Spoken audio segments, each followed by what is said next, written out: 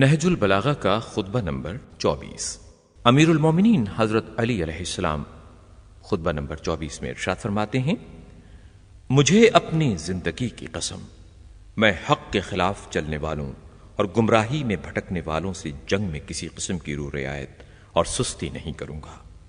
اے اللہ کے بندو، اللہ سے ڈرو اور اس کے غضب سے بھاگ کر اس کے دامن رحمت میں پناہ لو۔ اللہ کی دکھائی ہوئی راہ پر چلو اور اس کے عائد کردہ احکام کو بجا لاؤ۔ اگر ایسا ہو تو علی تمہاری نجات اخروی کا ضامن ہے، اگرچہ دنیاوی کامرانی تمہیں حاصل نہ ہو۔